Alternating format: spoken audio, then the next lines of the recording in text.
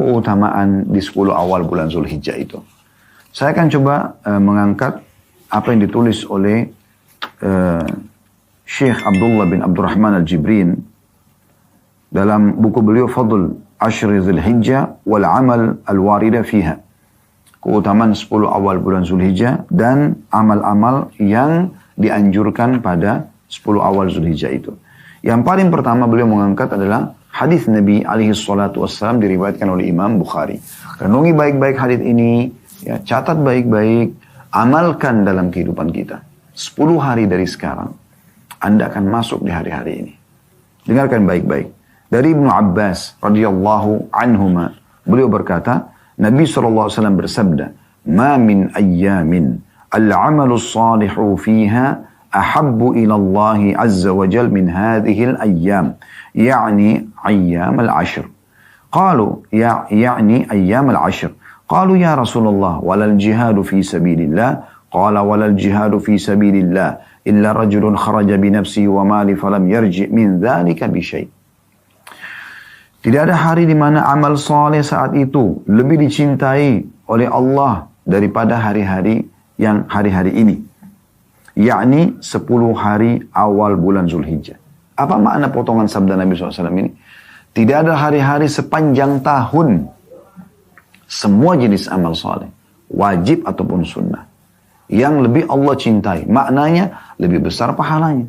Karena lebih dicintai oleh Sang Raja Allah Subhanahu Wa Taala. Ya. Lebih besar pahalanya, lebih mulia di sisi Allah Subhanahu Wa Taala dibandingkan amal-amal yang dikerjakan di 10 awal bulan Zulhijjah. Coba Anda bayangkan. Dan kita akan masuk 10 hari lagi, insya Allah dari hari-hari ini. Maka para sahabat karena penasaran mereka mengatakan, ya Rasulullah, tidak juga jihad di jalan Allah. Semua orang tahu keutamaan jihad, meninggalkan keluarganya, meninggalkan pekerjaannya, pergi medan perang, bisa dibunuh oleh musuh. Ya. Jihad juga di jalan Allah ya Rasulullah. Maka kata Nabi SAW, tidak juga jihad di jalan Allah. Kecuali satu keadaan. Seseorang yang keluar berjihad membawa jiwa dan hartanya.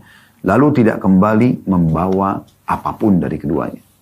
Artinya, dia mati terbunuh di medan perang, mati syahid, plus harta yang dia bawa ke medan perang semuanya habis disedekahkan. Baru makna hadisnya bisa menyamai amalan yang dikerjakan di 10 awal bulan Zulhijjah, apakah itu amal wajib atau amal sunnah. Amalan sunnah pun masuk di dalamnya.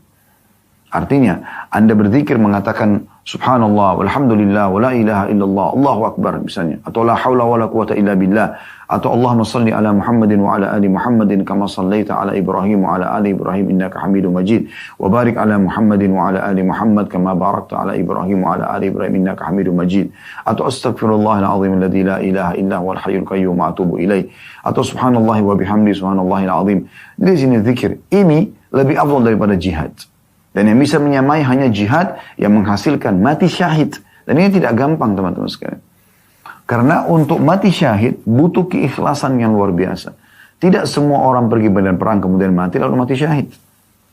Anda pernah dengar gak seorang sahabat Nabi bernama Khirqirah.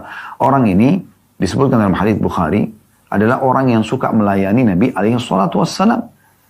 Dialah yang mengatur pelanan Nabi SAW ya. Persiapan tunggangan Nabi SAW pada saat Nabi sedang mau pergi atau Nabi lagi istirahat atau Nabi sudah pulang SAW. Di perang Khaybar dia sempat kena panah yang tidak jelas dari mana. Maka para sahabat mengatakan berita gembira buat dia mati syahid. Kata Nabi SAW tidak. Sesungguhnya kain, ada sepotong kain, sapu tangan gitu, yang disembunyikan di kantong yang dia ambil sebelum pembagian harta rampasan perang sudah cukup memasukkannya ke dalam api neraka. Coba bayangkan, ngambil ya, harta rampasan perang yang nanti jadi halal buat dia kalau setelah diberikan kepada panglima perang dan dibagi, tapi dia ambil lebih dulu, dia kantongin, dia curi gitu kan, maka sudah cukup membuat dia malah tertolak gitu kan.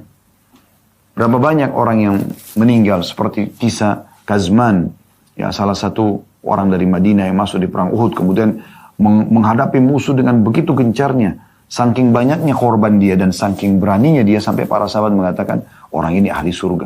Kata Nabi SAW tidak. Orang ini ahli neraka. Maka sebagian sahabat penasaran mengikuti Kazman ini sampai ternyata Kazman kena sabetan pedang musuh ya dari pasukan Quraisy di daerah kakinya berdarah sobek karena kesakitan dia ke pinggir medan perang Dia duduk lalu dia ambil pedang lalu dia bunuh diri sambil mengatakan, aku hanya berperang membela kaumku. Maka para sahabat sudah tahu, oh ternyata matinya bukan mati syahid. Jadi nggak mudah gitu. Orang untuk mati syahid ini harus ikhlas, tulus. Dan seakan-akan, bukan seakan-akan, memang Allah subhanahu wa ta'ala memilih siapa yang paling ikhlas, yang paling mengharapkan kematian itu, baru kemudian Allah kasih. Ya.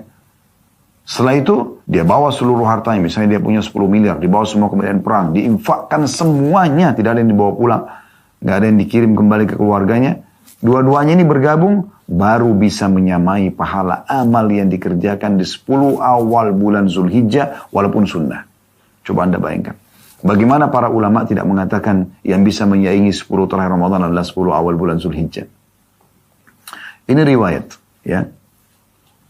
Kemudian riwayat Imam Ahmad, riwayat yang lain, tadi kan riwayat Bukhari.